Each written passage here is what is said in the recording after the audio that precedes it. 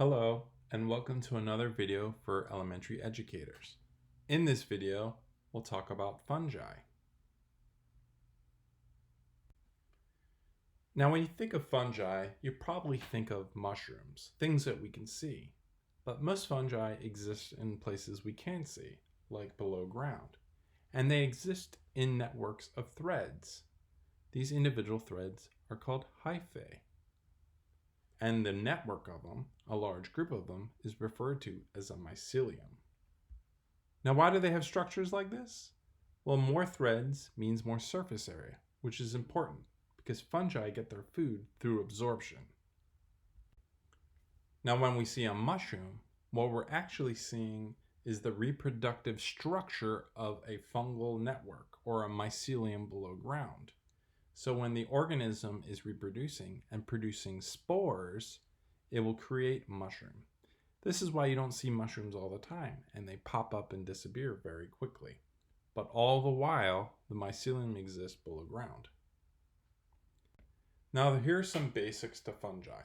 All of them are heterotrophs, which means they have to consume things for food. They cannot produce food themselves.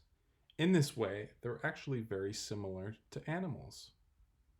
Now, there's always a debate about whether or not fungi should be taught in botany, where you learn about plants, or in zoology, where you learn about animals. But they're most often taught in botany because fungi often network with plants and help them.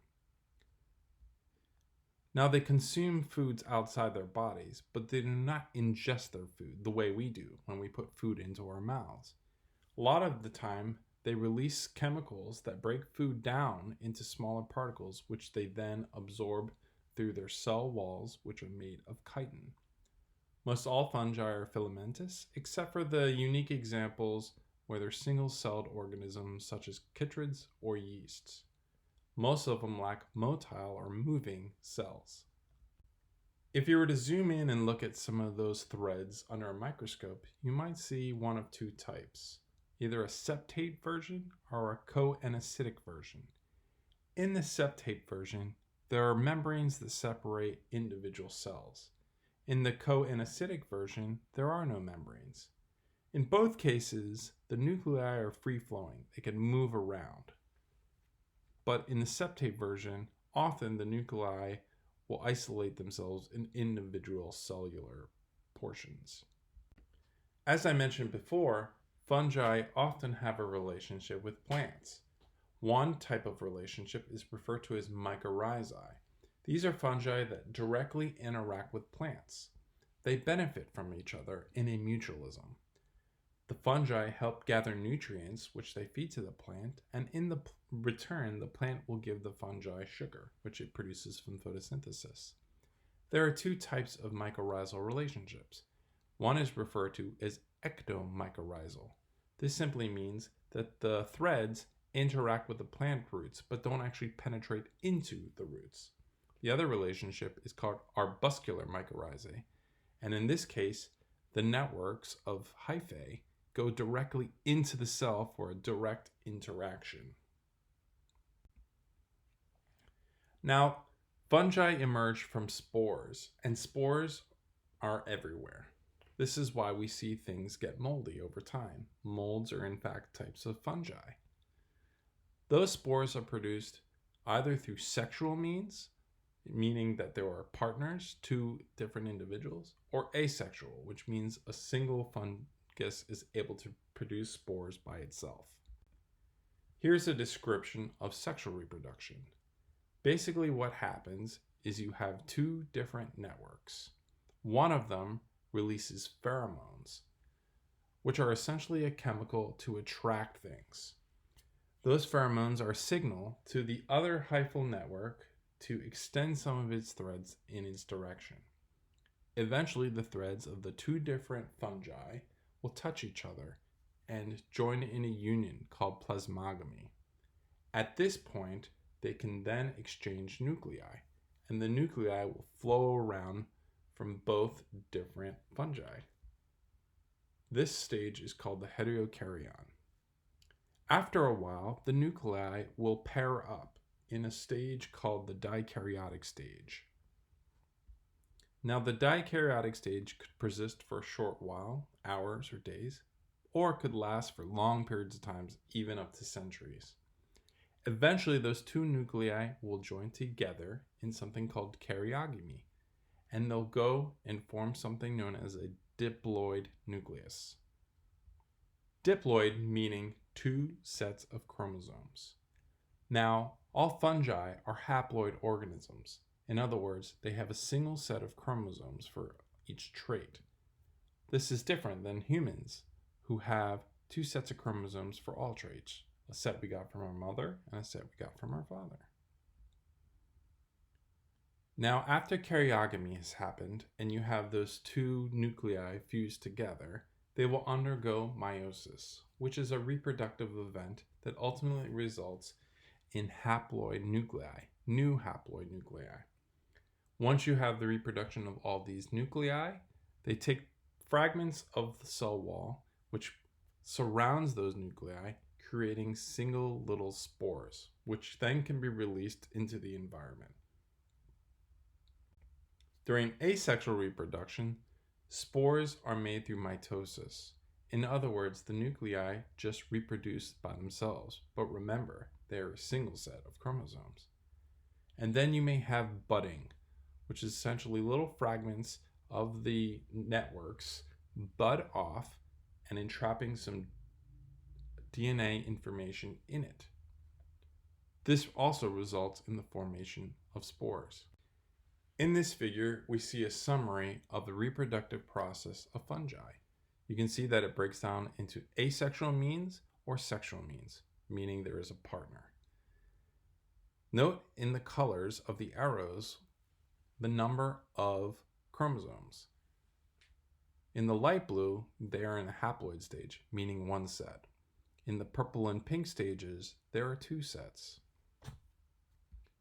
Both structures or both cycles result in the production of spores. Each spore can then germinate and become its own fungus. It's important to learn this cycle for the exam. Now there are 5 phylum of fungi that we're going to work through. The chytrid Mycota, Zygomycota, Ascomycota, Basidiomycota, and the Deuteromycota. Any word that ends with mycota means phylum of fungi.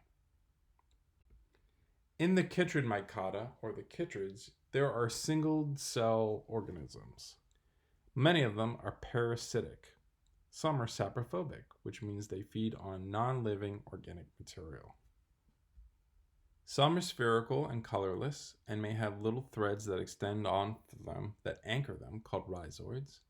And some develop short hyphae, or even little mycelial networks.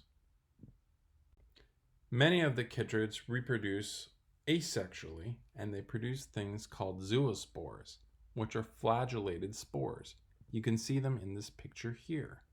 They use water to transport spores to different places, and those spores can swim around into a new location where the fungus can establish. Notice in this picture that these spores are emerging off the surface of a leaf. And so here we have a symbiosis between the fungi and the plant. Now, chytrid funguses can be problems at times. You may have heard of chytrid, which harms frogs. What they do is they establish on the surface of the frog's skin and force the frog's skin to dry out.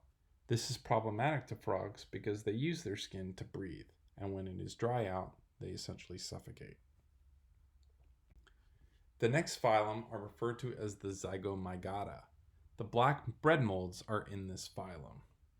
They have light-sensitive structures that will move with the light. Members of this phylum may produce sexually via conjugation, which we talked about in our prokaryotes unit, or asexually, where they produce spores by themselves. In regards to this phylum, there are some human uses. Tempeh, if you've ever had that, which is a nice alternative to meat, comes from this family.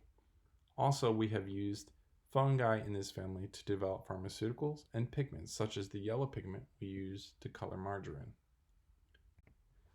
The next phylum are the sac fungi, the Ascomycota. They are called this because their reproductive structures are a sac that contains spores inside. Also in this family are some yeasts and some fungi called powdery mildews. So as I described before, they may have a hyphae or mycelium network below ground, but after reproduction is finished and spores are produced, they produce a sac structure like this one pictured here, which contains the spores. The sacs will release the spores, and those spores can go off to establish elsewhere. Now humans get some use out of this phylum, as morels and truffles come from this family. If you're familiar with truffles, it's pretty much the most expensive type of fungi you can purchase. The truffles we eat are often grown below ground, and so we use pigs to find these truffles buried underground. Also in this family are yeast, single-celled fungi that are used to produce wine and beer. This is because these yeasts can consume sugar and as a waste product produce CO2 and alcohol. Also in this phylum are types of fungi that can be problematic to both humans and plants. In humans, the ergot fungus can be problematic as it is found often on rye and grains and things that we eat, such as cereal. Ergot fungus causes ergotism, which in humans can be problematic as it can cause us to convulse, hallucinate, and even have gangrene. It is also known to cause us to hallucinate, and so ergot is the source of drugs such as LSD.